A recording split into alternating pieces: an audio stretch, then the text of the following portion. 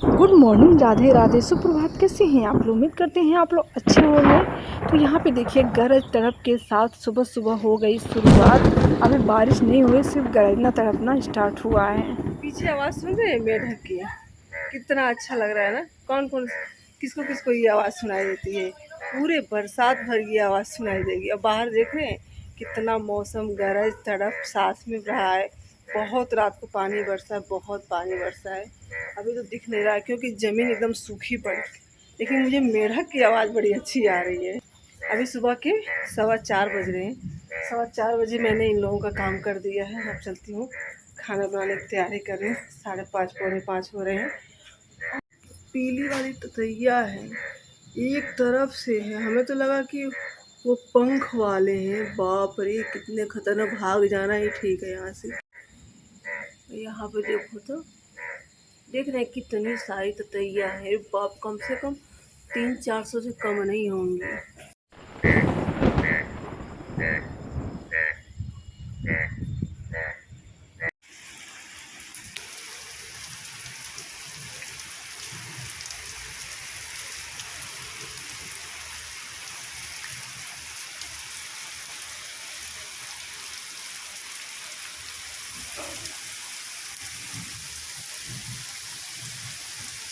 तो मैं आलू रख के चली गई थी काम करने के लिए। जब तक मेरा बाहर का सारा काम होता रहा तब तक मेरी आलू बॉयल हो चुकी। तो बच्चे कह रहे हैं मम्मी बारिश आ रही है, मुझे स्कूल नहीं जाना है। तो बड़ा वाला कह रहा है मैं तो भीगते हुए जाऊंगा, लेकिन जाऊंगा ज़रूर, लेकिन जीविका को मत जाने दो। तो जीविका इसी भ्रम में बैठी है, मैं जाऊँ कि ना जाऊँ, जाऊँ कि ना जाऊँ। तो देखती हूँ वो जा रही है कि नहीं जा रही है। बट हमें अपना खाना बनाना है। खाना तैयार रहेगा, बारिश बंद हो जाएगी तो बच्चे चले जाएंगे। और खाना ही नहीं तैयार हो गया, बारिश ही ये नहीं बंद होगी तो फिर बच्चे जाएंगे कैसे? तो बड़ा वाला तो चला गया भीगते हुए, जीविका आज रह गई घर पे। तो हम भी चलते हैं, अपना भीगते हुए काम करते हैं स्टार्ट। पानी वगैरह भर लिया मैंने। अब बारिश का इंतज़ार करेंगे कि बारिश कब ख़त्म होगी, कब हम अपना काम करेंगे। तब तो हो गया मेरा काम। तो भीगते हुए हम कर लेते हैं। वैसे मैं बाथरूम में जल्दी जाती नहीं हूँ कपड़े वगैरह धोने, क्योंकि बाथरूम हमारा बहुत छोटा सा है। पहले ज़माने का बना हुआ है, पता नहीं 20-25 साल पहले का। पहले छोटा ही बनता था, अब तो ज़्यादा बड़ा बनने लगा है। तो ये पहले का है तो ये भी छोटा है। लेकिन आज बारिश हो रही है ना, भीग के तबीयत नहीं ख़राब करनी। तो उसी बाथरूम में मैं चली जाती हूँ और वहीं बैठ के आराम से कपड़े धोऊंगी भी और नहा भी लूँगी। वरना ये बाहर ना थोड़ी फैली फैली जगह है ना, तो यहाँ आराम से 2-3 टोटी भी लगी है, नल भी है। जिसकी जब ज़रूरत होती है वो कर लेते हैं। अंदर तो सिर्फ 2 ही टोटी है, एक टंकी का है और एक मोटर का है। तो लाइट तो अभी है नहीं कि मैं लाइट वाला चला लूँ, बट टंकी वाला पानी चला के मैं जल्दी जल्दी कर लेती हूँ। बारिश में भीग भीग के तो मैंने अपना काम कर लिया। और चलिए दिखाते हैं कि किसान लोग क्या कर रहे हैं, कितनी मेहनत कर रहे हैं इतनी तेज़ बारिश में भी, और कितने लोग क्या कर रहे हैं। हमने तो मज़दूर लगाए थे 5 इतने ज़्यादा खेत में। और यहाँ पे ये लोग हुड़ करते हैं, एक दूसरे की रुपाई करते हैं। तो सब लोग एक दूसरे का करवाएंगे। एक का रुपाया जाएगा तो इतने लोग जाएंगे, दूसरे का होगा तो इतने लोग जाएंगे। तो सब एक दूसरे की मदद से हमारे गांव में इस तरीके से होती है रुपाई। तो गांव की रुपाई शायद किसी किसी को पता होगा, किसी को नहीं पता होगा, लेकिन इस तरीके से होती है ना, तो बहुत ही सुकून मिलती है। और देख सकते पूरा छत पानी पानी है। और छत पे हम नंगे पैर आए हैं यहाँ पे। तो यहाँ पे छत पे पानी बरस रहा था तो मुझे मन किया कि हाँ छत पे जाऊँ और चलूँ देखूँ कि कैसे रुपाई ये लोग करते हैं। तो वही मैं देखने आ गई थी। अभी बारिश बंद नहीं हुई है। मैं भी आ गई थी छत पे छाता लेके घूमने। यहाँ पे देख सकते हैं जीविका ऊपर आती तो नहाती, नीचे बैठ के फ़ोन देख रही है, क्योंकि जीविका जब स्कूल नहीं गई, इसका भाई चला गया, वो भी भीगते हुए चला गया क्योंकि बारिश तेज़ आ रही थी। हमने कहा छाता ले लो, तो बोला छाता लूँगा तो रखूँगा कहाँ पे। तो वो चला गया और जीविका नहीं गई, वो बैठ के घर में अपना काम कर रही है। और हम चल रहे हैं नीचे, हम भी जा रहे हैं खाना खाने, भूख लगी है बहुत ज़ोरों की। सुबह के 9:30 बज रहे हैं। तो यहाँ पे देखिए मैं जा रही हूँ पायल को छोटा करने। ये पायल ना हमारे में बहुत बड़ा हो गया, देखिए कैसे निकल जा रहा है। इस तरीके से ना ये पायल निकल जाता है तो डर लगता है खोने का। इसीलिए मैं धान लगाने गई थी ना, तो इस पायल को मैंने निकाल दिया था ताकि मिट्टी में फंस के मिट्टी में गिर ना जाए। तो इसको ना हम इतना छोटा करेंगे, देखिए इतना छोटा करेंगे। ये पायल अभी मैं नवंबर में पहनी थी। नवंबर में पहना मैंने स्टार्ट किया था और बहुत ही जल्दी मेरे से पायल नहीं चलता। 1 साल बहुत मुश्किल से चलेगा, नहीं तो बेकार हो जाएगा। तो इस पायल को ना देखिए, इस पायल को हम इतना छोटा करेंगे, इस कुंडे को इतना छोटा करेंगे।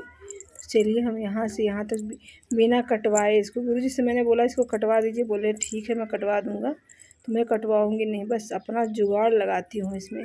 चलिए, बहुतों को पता होगा, बहुत लोगों को नहीं पता होगा इसे छोटा करना। चलिए मैं इसे छोटा करके दिखाती हूँ आप लोगों को। तो सबसे पहले मैंने पायल को निकाल लिया है पैर से, और पैर से निकालने के बाद से मैंने इसके जो घुंघरू थे ना, वो मैंने घुंघरू देखिए यहाँ पे निकाल लिए हैं दोनों साइड से, और मैंने इसको अलग कर लिया। अब इसकी ज़रूरत नहीं है मुझे। और एक ली मैंने सुई, जिससे मैं तुरपाई और फाल वगैरह लगाती हूँ, मैंने ये वाली सुई ले ली। और हमने इस सुई में देखिए डबल करके मैंने धागा डाल दी। तो ये धागा हो गया 4, देख रहे हैं, ये धागा हो गया 4। तो अब हम इसे करेंगे छोटा। तो हमने यहाँ पे देखिए इस तरीके से पायल को कर लिया, इस तरीके से हमने दोनों को कर लिया है। और हमने अपना सुई इसमें डाल दिया।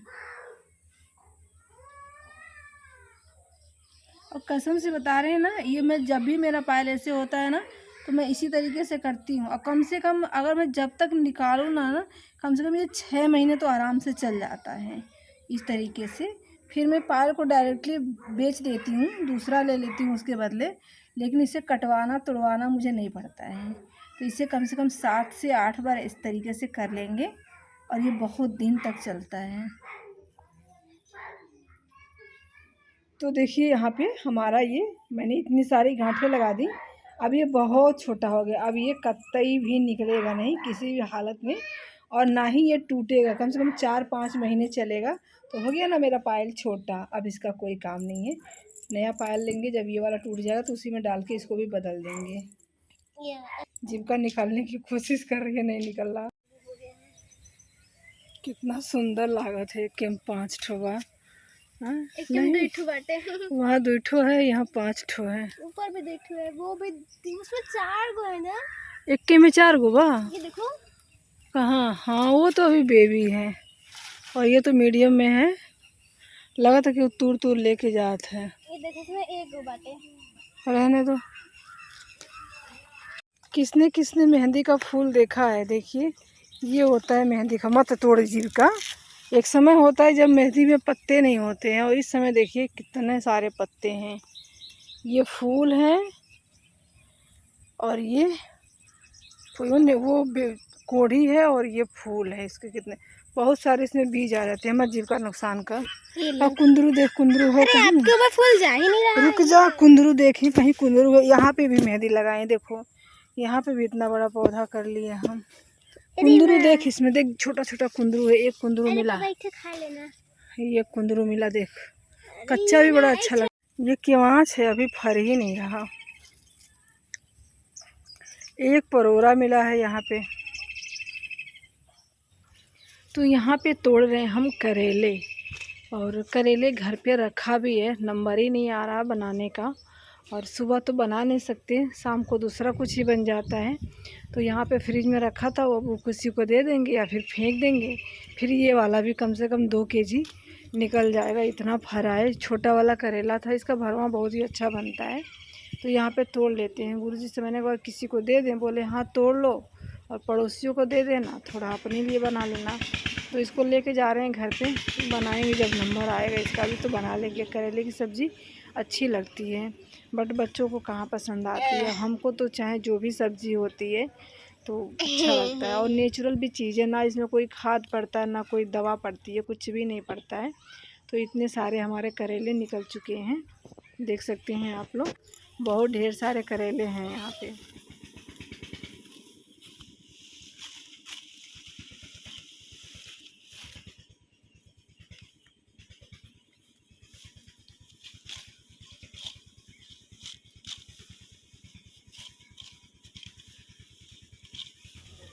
तो ये और यहाँ पे चरी भी काट लेते हैं। गुरुजी गए हैं खल्ले वाले खेत में, वहाँ पे जाके वो क्या बोलते हैं, धान थोड़ा सा सूख गया था तो वही लगा रहे थे। थोड़े से धान के बीज उठा के रखे थे, और वही लगाने चले गए। हमने कहा जब तक वो लगा के आते हैं तब तक हम यहाँ पे चारा वगैरह की व्यवस्था कर लेते हैं पशुओं की। तो बारिश आ गई थी ना रात को, तो थोड़ा सा ज़मीन गीला हो गया है। जो भी काट रहे हैं ना वो उखड़ जा रहा है, जो भी काट रहे हैं वो उखड़ जा रहा। तो यहाँ पे लेके चलते हैं।